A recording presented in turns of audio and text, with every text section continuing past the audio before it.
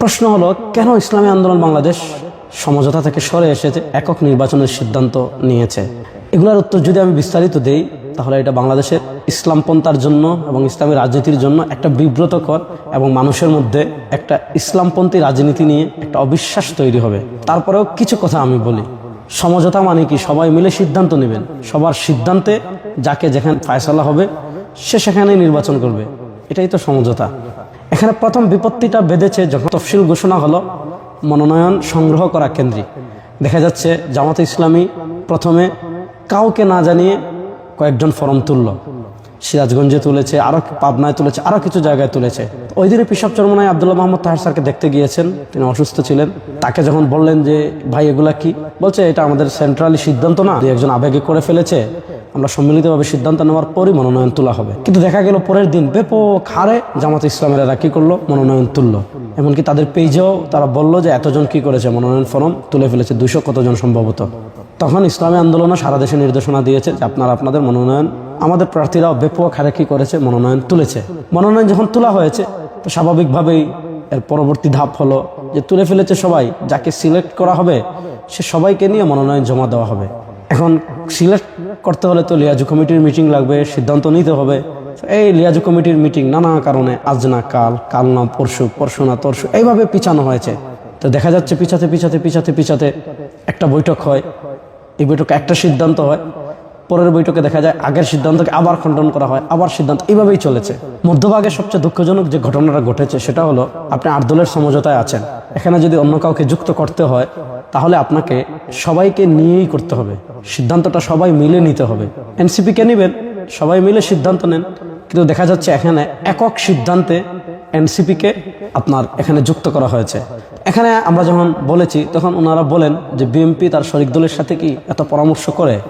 তো প্রশ্ন হলো, জামাত কি বিএনপি আর ইসলামী আন্দোলন কি বিএনপির অন্যান্য শরিক দলের মতো, বা আট দলের সাথে যে দলগুলো রয়েছে সেগুলা কি বিএনপির অন্যান্য শরিক দলের মতো, যেগুলা নাম সর্বস্ব সংগঠন, তৃণমূলে কাজ নেই, এরকম তো না।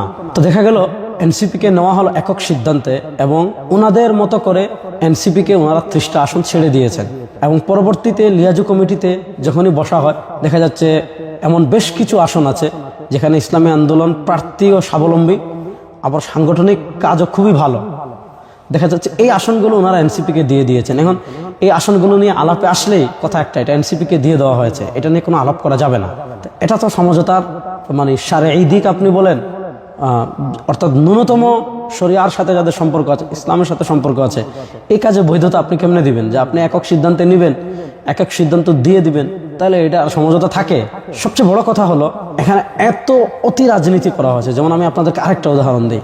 পিসাব চরমনায় জামাতের শীর্ষ নেতৃবৃন্দের সাথে বসেছেন, যখন 8 দলীয় বিভাগীয় সমাবেশগুলো শেষ হলো, তফসিল ঘোষণা হলো, তো পিসাব চরমনাইকে ওনারা বলেছেন যে আপনারা তো জরিপ করেছেন, আপনাদের কোন কোন আসনে কাজ ভালো আছে, কোন কোন আসনে কাজ খারাপ আছে, এগুলার তালিকা আপনারা আমাদের কাছে দেন।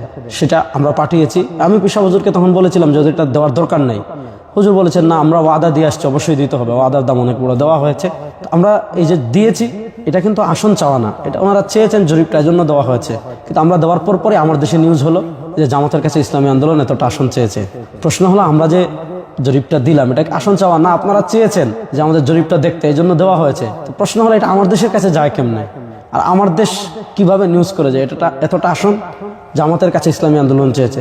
এই পলিটিক্সটা শুধু ইসলামী আন্দোলনের সাথেই করা হয় নাই। দেখা যাচ্ছে বাংলাদেশ খেলাফত মজলিস, নিজামে ইসলাম পার্টি, সবাই থেকে বলা হয়েছে যে আপনারা কোন কোন আসনে কাজ ভালো, এই তালিকাটা দেন। সবাই দিয়েছে।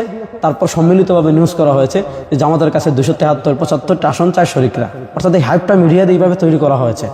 এরপরে যখন এনসিপিকে নেওয়া হলো, এনসিপিকে নেওয়ার পর আমরা দেখলাম একটা অবিশ্বাস্য পরিবর্তন। সেটা হলো কি, আপনারা জানেন যে এনসিপি আমাদের যে মৌলিক যে দাবি আছে যে ইসলামের পক্ষে, ইসলামের বাক্সগুলো এক। তো ভিউয়ার্স, ভিডিওটি ভালো লাগলে অবশ্যই লাইক দেবেন। তো দেখা হচ্ছে নতুন আরেকটা ভিডিওতে। ততক্ষণ সবাই ভালো থাকুন, সুস্থ থাকুন। আল্লাহ হাফেজ।